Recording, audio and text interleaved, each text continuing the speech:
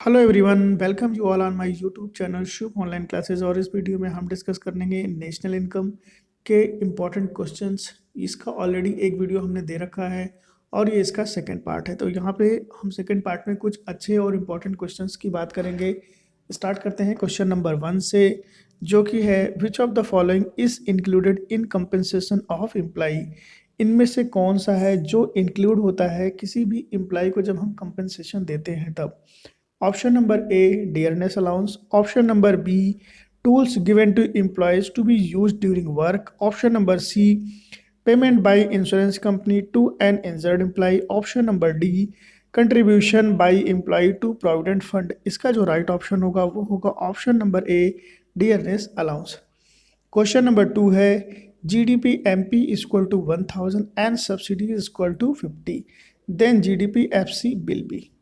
Option number A 1050, option number B 950, option number C 1000 और option number D है 900। तो यहाँ पे जीडीपी एफसी जिसका फार्मूला होता है GDP MP is plus subsidy, तो दोनों को ऐड करेंगे तो कितना आएगा 1050। तो राइट ऑप्शन कौन सा आएगा इसका, ऑप्शन नंबर ए। क्वेश्चन नंबर 2 है which of the following is not a part of profit. इनमें से कौन सा है जो प्रॉफिट का पार्ट नहीं है। Option number A corporate tax, option number B dividend, option number C retain earning और लास्ट ऑप्शन है रॉयल्टी। इसका जो सही ऑप्शन होगा वो होगा option number D, that is royalty.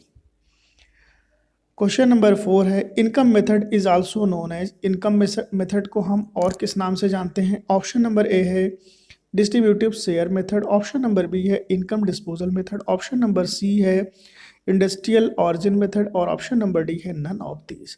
इसका जो सही ऑप्शन होगा वो हो जाएगा option number D, none of these. इनमें से कोई नहीं है जिसको हम इनकम मेथड के नाम से जानते हैं या इनकम मेथड का कोई और भी नाम है। क्वेश्चन नंबर 5 है which of the following is a synonym of undistributed profit. Option number A है saving of private corporate sector, option number B है reserve and surplus, option number C है रिटेन्ड अर्निंग और last option है all of these. Right option इसका होगा option number D, that is all of the. Question number 6 है the value of intermediate consumption will be dash if purchase of raw material is 1200, export are 600 and import are 200। Option number A 1200, option number B 800, option number C 1800, option number D 1400। फिलहाल मैं इसका option आपको बताता हूँ, अगर कहीं कोई problem होगी तो आप कमेंट करिएगा, कमेंट बॉक्स में आपको मैं इसका सोल्यूशन बता दूंगा। राइट ऑप्शन इसका होगा option number A, that is 1200 rupees.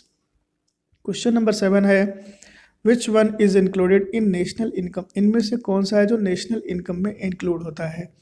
Option number A है winning from lottery, option number B है milk purchase by a dairy shop, option number C है नेशनल डेप्ट इंटरेस्ट, ऑप्शन डी है none of these. इसका right option होगा option number D, none of these. इनमें से कोई नहीं है जिसको हम नेशनल इनकम में इंक्लूड करते हैं। क्वेश्चन नंबर 8 है gross investment is also known as. Option जिसपे हम यहाँ पे है पॉइंट 1 है gross domestic capital formation, point 2 है ग्रॉस कैपिटल फॉर्मेशन, पॉइंट 3 है ग्रॉस फिक्स्ड कैपिटल फॉर्मेशन और फोर्थ पॉइंट है gross domestic fixed capital formation. Option A दिया गया है both 1 and 2, option number B है 1, ऑप्शन नंबर सी है 2 और ऑप्शन नंबर डी है 1, 2 एंड 4। इसका जो सही ऑप्शन होगा वो होगा आपका option number 1, that is both 1 and 2। 1 and 2 यानी ग्रॉस डोमेस्टिक कैपिटल फॉर्मेशन और दूसरा है gross capital formation. Question number 9 है यहाँ पे which of the following method can be use to calculate national income.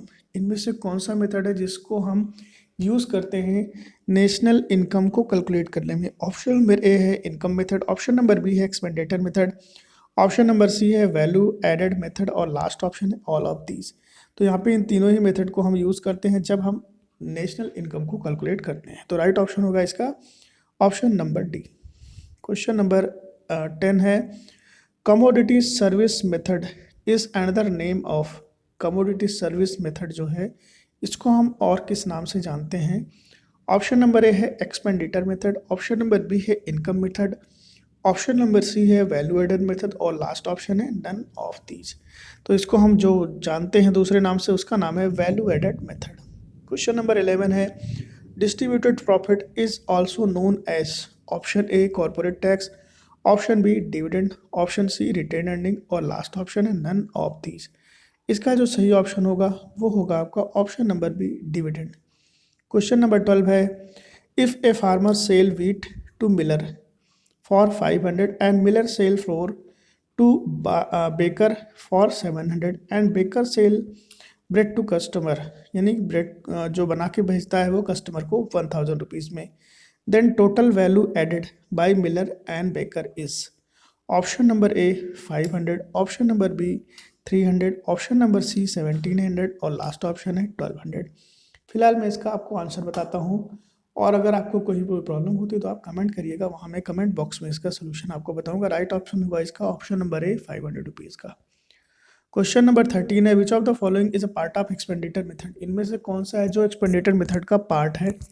Option number A rent and royalty, option number B mixed income, option number C net export और last option है इसका sale. Right option इसका होगा option number C net export. Question number 14 है if NDPFC is equal to 1500 and net factor income to abroad 500 then NNPFC will be option number A 2000, option number B 1500, option number C 1000 और last option है इसका 2500 rupees. तो यहाँ पे जो right option होगा वो होगा ऑप्शन नंबर सी 1000, क्योंकि NNPFC का जो फार्मूला है वह है NDPFC minus net factor income to abroad. तो ये इसका राइट ऑप्शन होगा ऑप्शन नंबर सी। और आज की वीडियो का लास्ट क्वेश्चन है net export is calculated as, net export को हम कैलकुलेटेड करते हैं किस तरीके से, कौन सा फार्मूला लगाते हैं। ऑप्शन नंबर ए है export plus import, option number B है export minus import, option number C है इंपोर्ट माइनस एक्सपोर्ट और लास्ट ऑप्शन है none of these. Right option इसका है option number B export minus import, इसी को हम बोलते हैं नेट एक्सपोर्ट। तो ये था मेरा आज का video. Thanks for watching my channel.